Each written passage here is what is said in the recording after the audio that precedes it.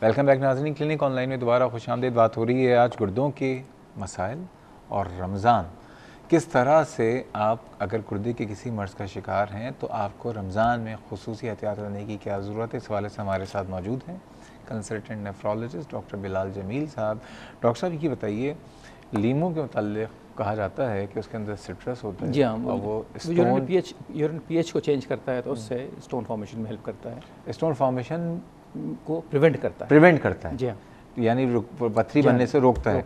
तो अमूमन जो हम लोग शरबत पी रहे होते हैं रमज़ान में, लाल, पीला, नीला, उदा, हरा, जितने भी शरबत होते हैं, उसमें सिट्रस का अगर ले लें तो अगर लीमू डाल लें, बिल्कुल ले लें। क्या ख्याल है? बिल्कुल सही। अच्छा, जिनको पत्थरी है सिर्फ वही डाल सकते हैं या जिनको जो प्रिवेंशन की बात हो रही है ना, ये तो जो पत्थरी बनी हुई है उनको तो डिजोल्व नहीं करेगी ना, उनको डिजोल्व नहीं कर सकती, लेकिन लीमू वैसे भी डाल लें तो ये बात सही है कि लीमू हेल्प करता है। तो डेली अगर लीमू डाल लें तो कोई कितना लीमू डाल लें? आधा लीमू डाल लें, एक डाल लें, कोई ऐसा क्वांटिटी तो मैं स्पेसिफाई नहीं कर सकता, मगर हाँ, ये जितना टॉलरेट कर सकते हैं, जितना पी सकते हैं, टॉलरेट कर सकते हैं। चलें, अब ये बताइए डॉक्टर साहब, मैं आता हूँ ज़रा गुर्दे की पथरी से निकल के इस पे गुर्दे की जो रीनल फेलियर है, ठीक है, ये बताइए, रीनल फेलियर जो कंडीशन है, आप किस कंडीशन को कह सकते हैं कि ये बस अब गुर्दा काम नहीं कर रहा है? देखिए, गुर्दा काम नहीं कर रहा तो अगर मतलब 100% गुर्दे को काम करना चाहिए।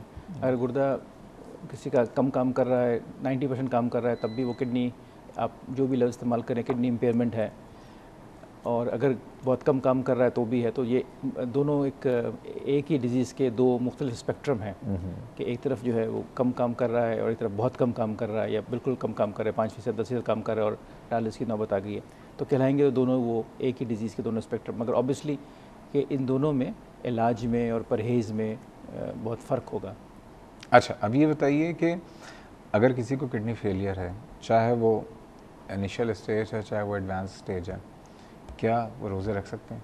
देखिए, इसका जवाब क्या कहते हैं, अगर किसी को अर्ली किडनी फेलियर है और उसमें उसको बहुत ज़्यादा कोई अद्वियात नहीं खाता, यूरिन वॉल्यूम ठीक है और बहुत ज़्यादा सिम्टोमेटिक नहीं है, तो उसमें वो रोज़ा रख सकता है।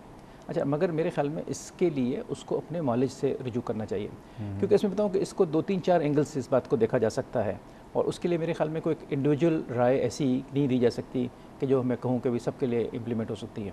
क्योंकि अगर देखें उसको किडनी फेलियर है तो किडनी फेलियर की कोई वजह भी होगी और उस किडनी फेलियर की वजह के लिए वो कोई दवाई भी खा रहा होगा। ठीक है। अगर मिसाल के तौर पे उसको ब्लड प्रेशर भी साथ है या ब्लड प्रेशर की वजह से किडनी फेलियर हुआ और उसकी दवाई खाता है और दिन में वो 3 दफ़ा दवाई खाता है, तो वो रोज़ा रखेगा तो दिन में 3 दफ़ा दवाई नहीं खा सकेगा।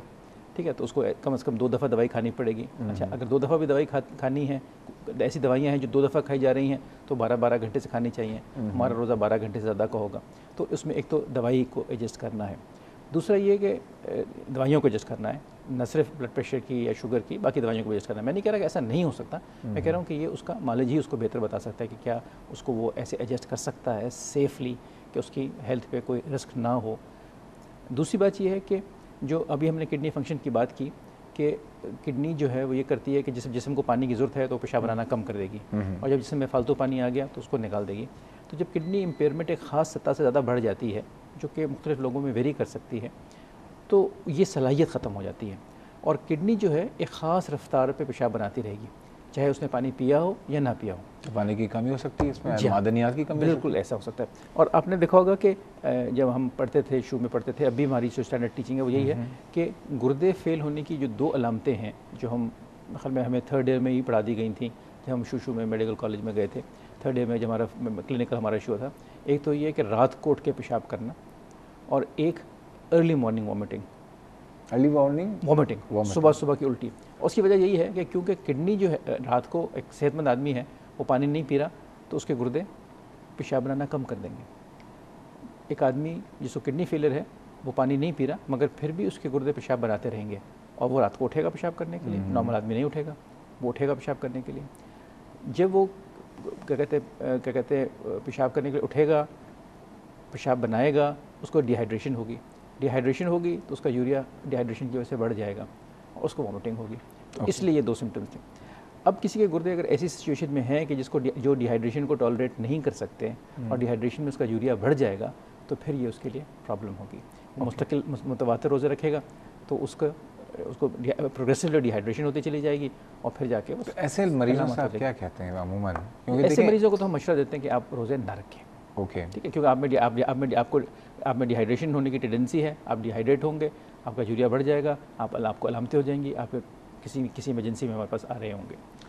अच्छा, अब ये बताइए जिनके गुर्दे फेल हो गए हैं या हो रहे हैं, मैं उसकी वजूहात पे भी आना चाहूँगा, खुसूसन मैं डायबिटिक एंड हाइपरटेंसिव पे अगले हिस्से में आना चाहूँगा, लेकिन मतलब कोई ऐसा तरीक़ा है कि गुर्दे वाकई रिवर्स में चले जाएं?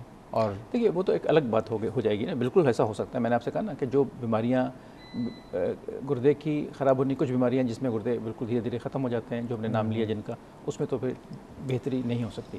कुछ ऐसी चीज़ें हैं जिसमें गुर्दे जो हैं वो ऐसी बीमारियों से मुब्तला हैं जिसमें मैंने कहा कि इन्फेक्शन है, पानी की कमी है वगैरह वगैरह, उसमें फिर किडनी फेलियर रिवर्स हो सकता है।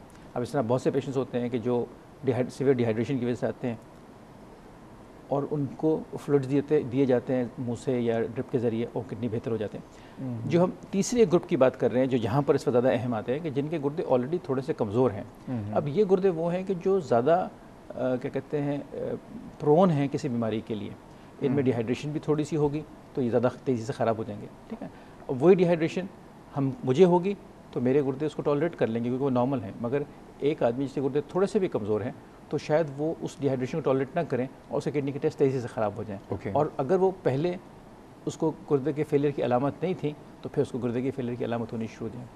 ठीक है। अच्छा, इसी का दूसरा फेस कि जब उसने रोज़ा खोला तो उसने फिर वो ज़बरदस्ती ज़्यादा पानी पिया। अब हो सकता है कि उसके गुर्दे इतनी तेज़ी से पानी ना निकाल सकते हों या उसका हार्ट भी वीक हो, तो फिर वो एक्सेस फ्लड टॉलरेट नहीं कर सकेगा, फिर या तो सूजन होगी, खुदा न खासा दिल कमज़ोर है तो फिर इमरजेंसी में आएगा। हमारे पास जो डायलिसिस के पेशेंट्स होते हैं उनमें डायलिसिस के मरीज़ों में रमज़ान के महीने में शरह अमवात बढ़ जाती है। अच्छा, उसकी वजह मैं समझता हूँ। डायलिसिस क्या होता है, पहले ज़रा ये भी बता। डायलिसिस वो होता है कि जिन लोगों के गुर्दे बिल्कुल नाकारा हो गए और बिल्कुल काम नहीं कर रहे और इतना काम भी नहीं कर रहे कि ज़िंदगी गाड़ी को चला सकें, तो फिर उनके खून की सफाई की जाती है। जो कुदरत ने गुर्दा दिया वो तो 24 घंटे काम करता है, छुट्टी के दिन भी काम करता है, हड़ताल के दिन भी काम करता है। सही। मगर डायलिसिस तो हम 24 घंटे नहीं कर सकते, सारे हफ्ते या सारे साल नहीं कर सकते, तो उसके लिए कम से कम हफ्ते में 3 दफ़ा 4-4 घंटे की डायलिसिस होनी चाहिए। डायलिसिस से गुर्दे ठीक नहीं होते, डायलिसिस से सिर्फ खून साफ़ होता है। ठीक है। जब मशीन लगती है खून साफ़ होने का अमल शुरू हो जाता है, जब मशीन बंद होती है तो खून साफ़ होने का अमल बंद हो जाता है। ये डायलिसिस है। तो जिनके गुर्दे हमेशा के लिए इर्रिवर्सिबल डैमेज हो गए, उनकी ज़िंदगी को जारी रखने के लिए ज़रूरी होता है कि उनके खून की सफाई की जाए, और इसको डायलिसिस कहते हैं। अच्छा, अब ये बताइए कि वो लोग जो कि अब डायलिसिस में हैं वो क्या ऐसे गुजारा रमज़ान रोज़े रख सकते हैं क्या वो? देखिए उनमें भी मैंने ये कहा ना कि जैसे आपने बताया कि वो डायलिसिस पे हैं। देखिए जो उसमें हमारे यहाँ कुछ मरीज़ रखते हैं रोज़ा, मगर उसमें जो चीज़ें समझने वाली हैं वो ये कि वो अपनी मेडिकेशन को किस तरह, पहली बात तो अपने डॉक्टर से मशवरा कर लें, अपनी मेडिकेशन को, वो दवाइयों को किस तरह वो हैंडल करेंगे।